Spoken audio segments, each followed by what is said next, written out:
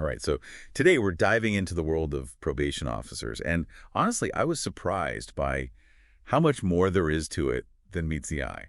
We're really going to dig into this one using the RoleCatcher Career Library. Yeah. A lot of people, I think, get their impressions from like TV and Oh, no, movies totally. where it's all about catching them doing something wrong. Right. But the reality is so much more than that.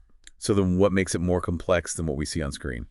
Well, it's really about rehabilitation. Okay. Like, imagine working with someone who's just been released from prison and they maybe need help finding a place to live or a job or just even like relearning how to navigate everyday life. So it's kind of like the helping hand to guide them back into society. Exactly, you got it. The goal is to help them become productive members of society again. It's a balance, Yeah. providing supervision, but also supporting their rehabilitation. It's not about punishment. It's about creating a path for them to move forward.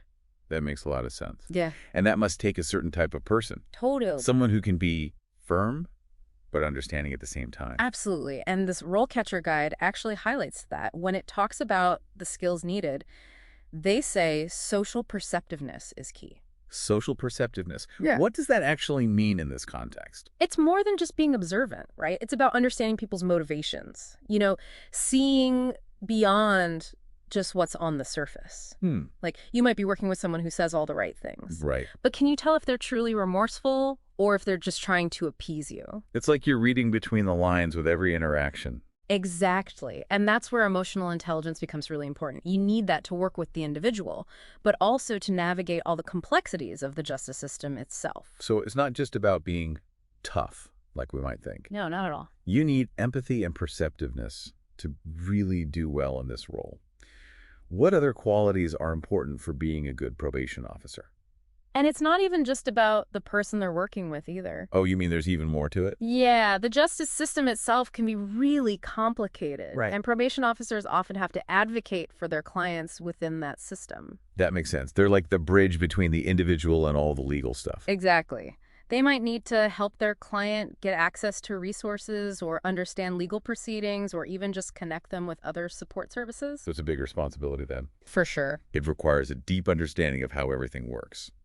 Yeah, and speaking of systems, this RoleCatcher guide also has this really interesting section on career progression for probation officers. Oh, yeah. I was wondering about that. You don't necessarily need like a doctorate to become one, right? You're right. Okay. There are entry-level positions available, Okay. but the guide does mention that further education can open doors to different specializations. Like what? What kind of specializations? Well, they gave an example of a senior probation officer who had a PhD in criminology. Wow.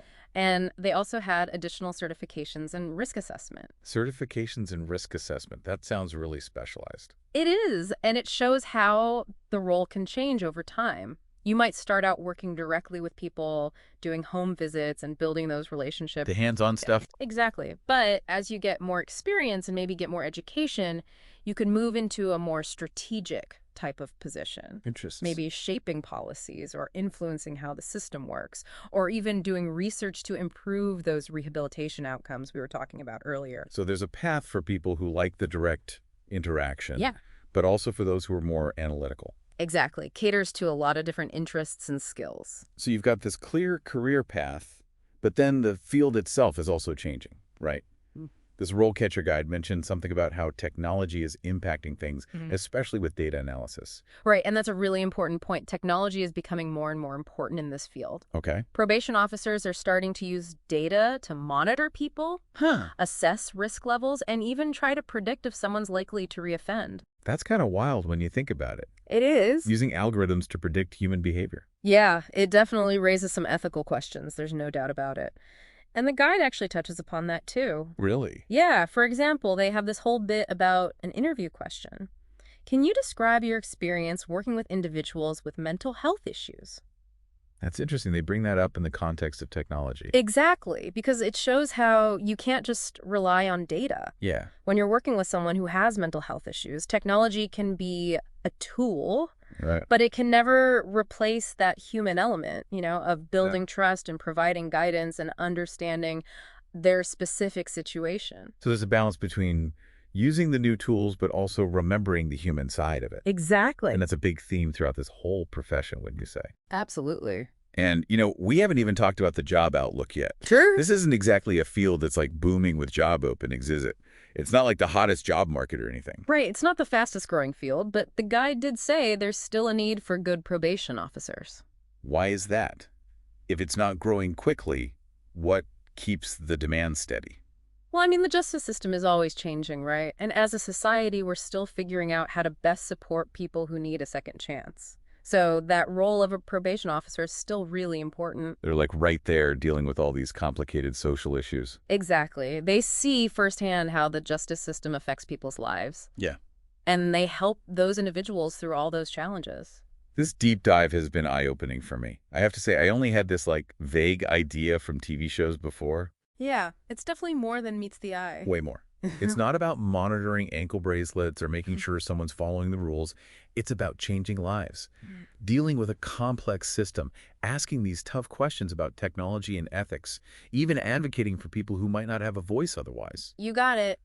It's tough, it's demanding, and it can be emotionally draining, but it's also incredibly rewarding. You can make a real difference in someone's life. For sure. And that actually brings us back to something we talked about earlier, that balance between someone's right to privacy and keeping the public safe. Right. That's a tough one. It is. There are no easy answers. That's something these professionals deal with all the time. Yeah, it really makes you think. Definitely. It's not just a job, you know? It Yeah. makes you think about human nature and how our society works and what second chances really mean. That's a great way to put it. So for everyone listening, if this deep dive has got you thinking about a career as a probation officer, don't stop here. Do some more research, ask questions, figure out if it fits with what you believe in and what you want to achieve. It's a path that needs compassion, critical thinking, and a real dedication to making a difference both for individuals and for our communities. And with that, until next time, keep diving deep.